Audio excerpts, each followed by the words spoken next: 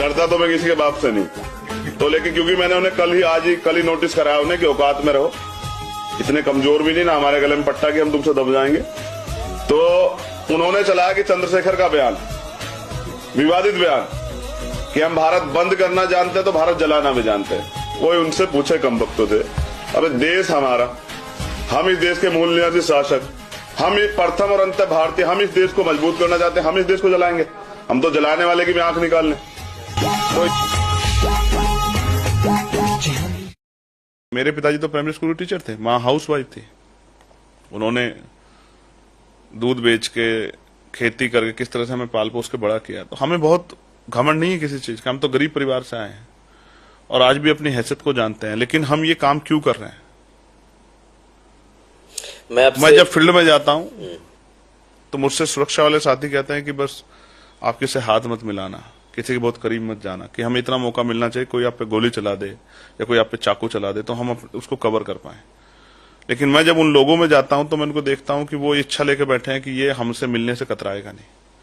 तो उनके दिल की इच्छा का भी ध्यान रखना है और वो जो साथ खड़े हैं उनकी नौकरियों पर संभालना है, उनके मन का भी, उनकी भी इच्छा का, उनकी भावनाओं का भी, उनकी जिम्मेदारियों का भी ध्यान रखना है। तो मेरे ऊपर सबकी जिम्मेदारी है, ना मैं इनसे कुछ कहना चाहता हूं, ना मैं इनकी भावनाओं को ठेस पहुंचाना चाहता हूं। मैं सबको साथ लेके काम करना चाहता हूं। 2000 रुपए आपको राशन के मिले ना मिले, 5 किलो राशन मिले ना मिले, लेकिन शिक्षा 1 नंबर की मिलेगी आजाद समाज पार्टी के राज में। ऐसी शिक्षा मिलेगी जो यहाँ के प्राइवेट स्कूल भी देने में अभी सक्षम नहीं है, जिसकी महीने की फीस 20,000 रुपए है।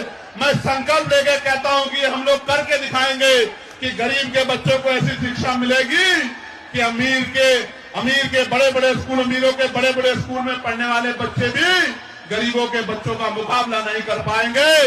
आपको 5 किलो राशन मिले ना मिले, लेकिन आपके बच्चे को इतना मजबूत करेंगे कि वो 50,000 रुपए की नौकरी रोजगार करेगा महीने का और आपकी आंख में आंसू नहीं आने देगा। मेरी बात को आप याद रखना।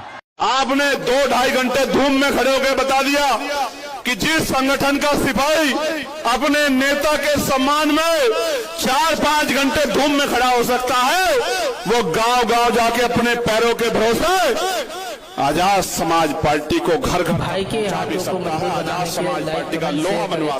दुश्मनों से कह दो हमला अचानक होने वाला है। ये बादशाह ना ही ऐलान करेगा और ना ही किसी को आगाह करेगा। सर पे कफन बांध कर निकला है ये राजा।